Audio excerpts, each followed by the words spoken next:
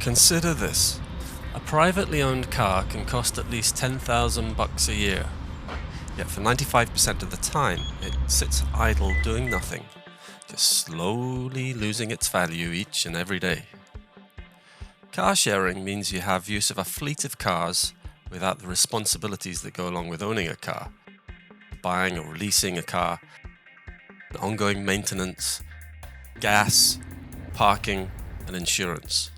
Those things are rolled into a single pay-as-you-go fee structure. These communal vehicles can be booked for everything from micro trips to the supermarket to family road trips to the mountains. And if you don't use a shared car for a week or a month or a year, there's nothing to pay. But as soon as you need it, it's there.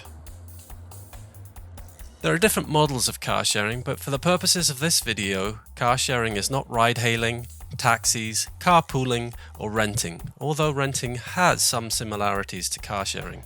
And while it's an interesting model, I'm not talking about peer-to-peer car sharing where, using an online platform, people rent out their own vehicles to other drivers. No, the kind of car sharing I'm talking about is more like a car club where, once you become a member, you have access to a fleet of shared vehicles, which you can book for minutes, hours, or days using an app, website, or phone. This kind of community-based vehicle sharing saves households a ton of cash, and done right, in tandem with transit, cycling, and walking, could allow cities to free up more space that is currently absorbed by private vehicles. It's not just my car, and it's not my only car. I share this and 800 other cars with thousands of members of a car sharing cooperative. So how does car sharing work? Well, there are two predominant models, station-based and free-floating car shares. Specifically, I'm going to talk about two car share organisations based here in Vancouver, BC that I know well and that I have been using for many years, Modo and Evo. Modo is a station-based or round-trip car share, meaning that each car has a permanent parking spot which you can pick it up from and return it to. Modo has grown organically from small beginnings in 1997 into a large member-owned cooperative with around 800 cars, SUVs, trucks and minivans across the Lower Mainland, Vancouver Island and Okanagan. With Modo, you book a trip up to a year in advance, pick up the car, drive it and then return it to the same location. Every Modo member has a fob which you use to unlock and lock the car. Just like that. The typical Modo trip involves several steps. You book the car, fob in, drive the car, and at the end of the trip, return the car to where you picked it up. Fob out, and end your booking. One of Modo's unique selling points is that it is cooperatively owned. It has a remit to cover its costs, but it's not out to make a profit, which helps it maintain value for money. There are two types of membership. Modo Plus members are those who buy a share in the co-op for a redeemable $500, and the other are monthly members who pay $6 per month and pays a slightly higher fee structure for the use of the Modo vehicles.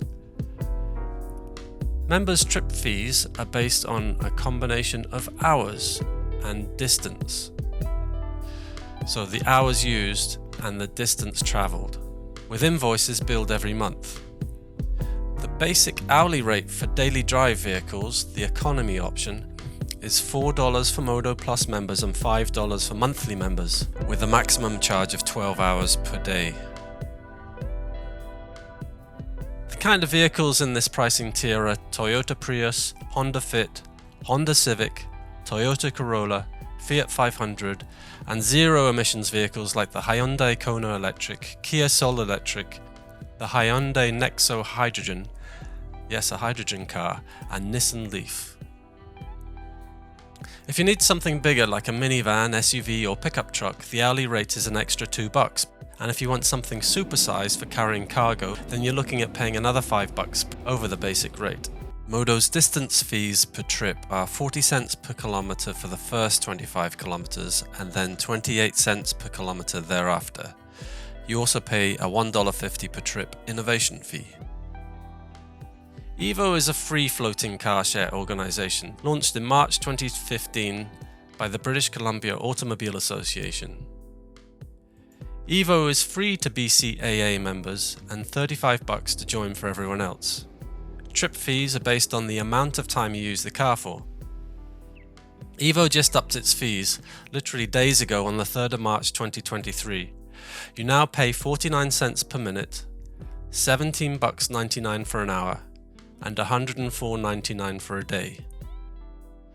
Evo has a fleet of Toyota Prius hybrids that float around a geographic home zone encompassing the municipality of Vancouver, parts of North Vancouver, Burnaby and New Westminster, among other satellite zones.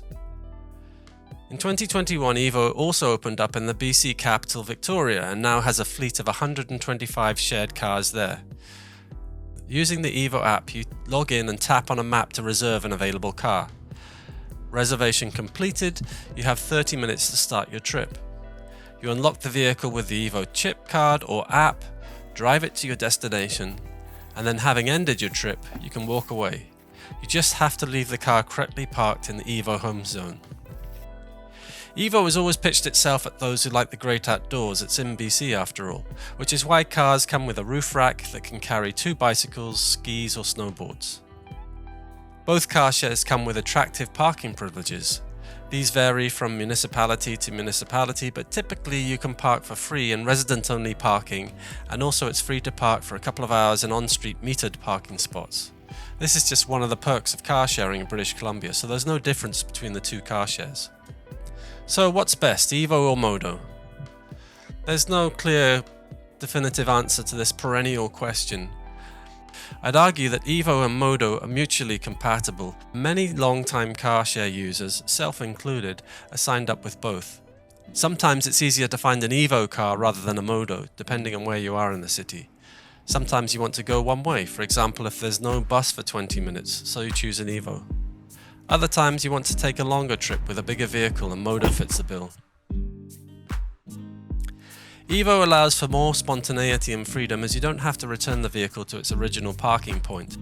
But Modo has gradually built in quite a bit of flexibility into its car share model, in particular in the way that trips are booked. For many years, Modo required that you set a start time and an end time to your journey when you booked it. If you found that during your trip that you needed more time because, the unexpected happens, then you could extend your booking. However, if another member had already booked your car, then you could face extra fees for a late return. In January 2019, Modo introduced open return bookings for those times when you didn't know how many hours you needed the vehicle for. With an open return, for an extra $3, you can block off up to 24 hours for your use. When you close out the trip, you only pay for the time that you used it. By comparison, with a set return, you only pay for half of the remaining time when you close the booking early. And there's no charge for either type of booking if you cancel at least 12 hours beforehand. For an excruciating detailed breakdown, check out this video here. So who is car sharing for? Well, as I said at the start, anyone who wants to free themselves from the hassle and expense of owning a vehicle. For us, it was also about keeping fit, green and healthy by cycling more. Cars make you lazy. When you break the yoke, you realize how unnecessary they often are. If you only need a car for occasional use rather than on a daily basis, if you have access to good transit and safe bicycle routes, then car sharing rather than solo ownership of a car could enrich your life in many more ways than one. Car sharing takes a little getting used to, and there are definitely gotchas and caveats that I could go into at a later point. But in my experience, the benefits far outweigh the drawbacks. Our household sold our car and joined our local car share in 2007. Car sharing is the one reason why we haven't felt the need to go back to owning our own private vehicle. Even after kids, even after a decade and a half living in a car-centric city like Vancouver. So there you have it, a basic overview of how the 2 main models of car sharing work. Let me know what you think of car sharing in the comments below, and also if there's anything specific you'd like me to cover. Thank you for watching.